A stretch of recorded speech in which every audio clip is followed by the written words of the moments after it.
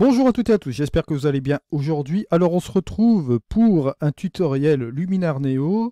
On est sur la version 1.15 d'accord de Luminar Neo. On va voir ensemble la fameuse fonctionnalité Generaise que je vous avais présentée la dernière fois en version bêta. On va revenir un petit peu après sur cette fonctionnalité là parce que c'est assez particulier au niveau de cette mise à jour. Je n'ai pas pu faire ce tutoriel plus tôt à cause d'un petit problème de serveur. Je vous expliquerai cela après.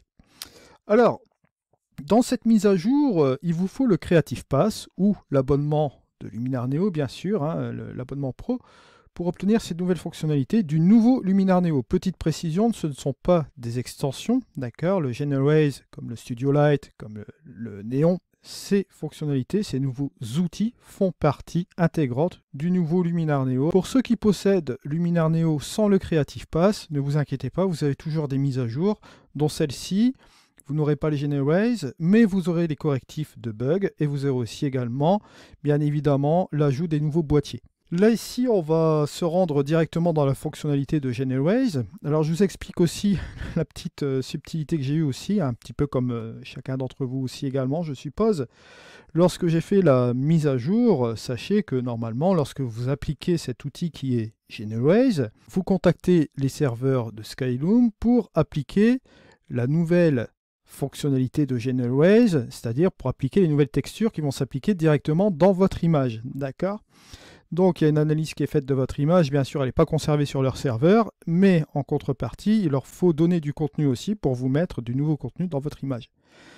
Alors là, ici, ce qui s'est passé lorsque j'ai fait cette mise à jour, je sélectionnais mon masque et j'avais toujours ce fameux problème qui me disait bien évidemment qu'il fallait régénérer encore le masque parce qu'il y avait eu quelque chose qui n'allait pas. Forcément, c'est un problème de serveur. J'ai contacté Skyloom, le service technique, le support qui m'a répondu assez rapidement pour m'informer de cette chose, bien sûr. Alors sachez que ces erreurs de serveur sont en train d'être rectifiées, bien sûr. C'est à cause du flux d'utilisateurs qui utilisent le logiciel Luminar Neo et forcément ça a donné quelques glitches comme celui-ci. On y va maintenant, on va faire la démonstration de ce logiciel, bien sûr, de Generaise et la fonctionnalité de Luminar Neo. Alors pour ce faire, je vais prendre cette photo forêt, d'accord, une photo de ma forêt.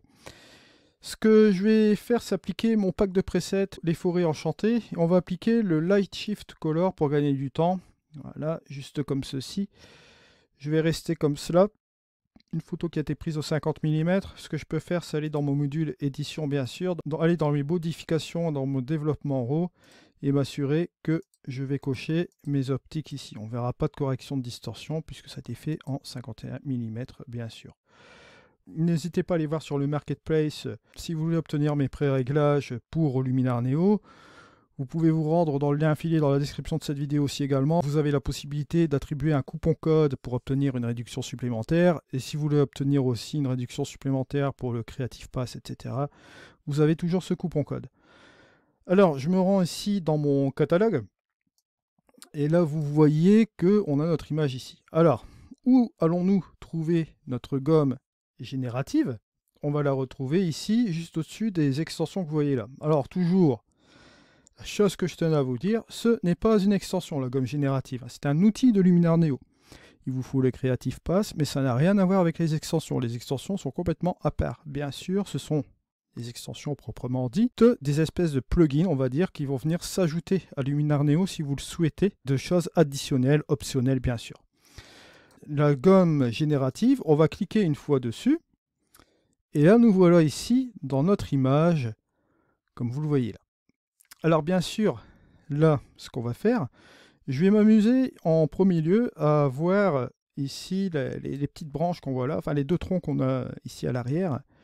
Je vais essayer de voir s'il ne peut pas me faire quelque chose, et là aussi également, et on va dire que bon, allez, pourquoi pas juste là. On va se dire qu'il va me faire un petit truc avec ça. On va se dire, bon, allez, on va jouer avec cela, et on va cliquer sur effacer. On va laisser faire son petit calcul, bien sûr, hein. On se retrouve juste après.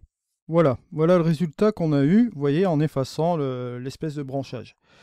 Alors là, on a toujours le masque qui est apparent aussi, hein. Bon, si on fait notre différence, regardez, avant et après, on peut dire que c'est pas mal. Il m'a pris en compte, en fait, la profondeur de champ de cet arbre, comme vous le voyez ici. Regardez, on va faire un petit truc, c'est que là, bon, on va enregistrer.